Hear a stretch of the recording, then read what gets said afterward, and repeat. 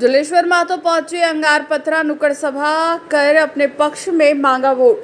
आपको बता दें कि बाघमारा विधानसभा से कांग्रेस प्रत्याशी बनते ही जलेश्वर महतो रेस हो गए।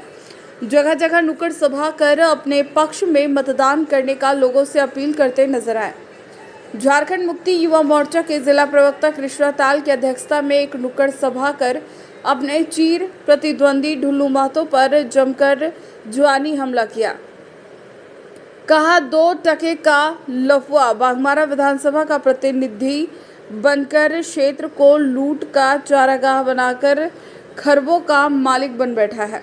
जलेश्वर महतो ने मीडिया पर भी निशाना साधते हुए कहा कि किसी में हिम्मत नहीं है कि वह ढुल्लू महतो से पूछ सके कि आज खरबों रुपए के मालिक वह कैसे बन गए।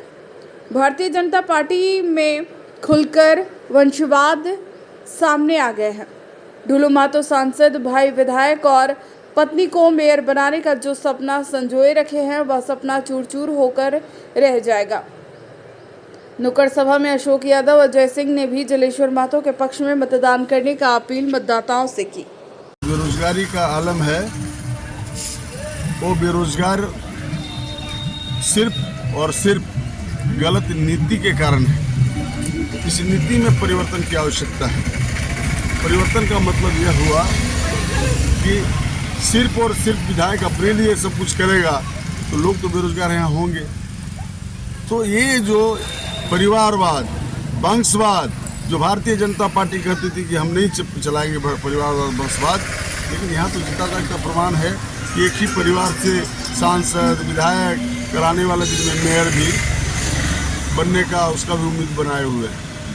तो ये तो संविधान के खिलाफ जा रहा है और ये जो घोषणा है भारतीय जनता पार्टी का उसके भी खिलाफ जा रहा है। इसलिए भारतीय जनता पार्टी की कथनी और करनी में अंतर है। पूर्व में भी बोला था 15 लाख रुपया देंगे, 2 करोड़ नौकरी देंगे, और दूसरा आदमी नहीं बोला था, ये मोदी जी बोले थे। प्रधानमंत्री बन गए, 10 साल पार हो गया, 15 आदमी को नौकरी नहीं दी। जो नौकरी लगा था उसको भी निकाल दिए। 15 लाख रुपया देने का बात था, वो अभी नहीं दिए। क्योंकि ये तो जनता बताएगी। आप देखिए आप कि जो भी काम विकास का हुआ है बाघमारा में वो मेरे रिजिम में ही हुआ है। इनके रिजिम में कुछ काम हुआ तो दिखा दीजिए, बता दीजिए, फिर हम उस पर बात करेंगे। कोई एक योजना दिखा दीजिए आप। हम तो धनबाद में जलापूर्ति योजना ला के दिए हैं, ऐतिहासिक जलापूर्ति योजना दी है। इसी तरह पूरे राज्य में हम जलापूर्ति योजना दी है। पूरे राज्य में, राज्य का कोई ऐसा शहर नहीं है जहाँ मेरा काम नहीं है, कोई ऐसा गाँव नहीं है जहाँ मेरा काम नहीं है।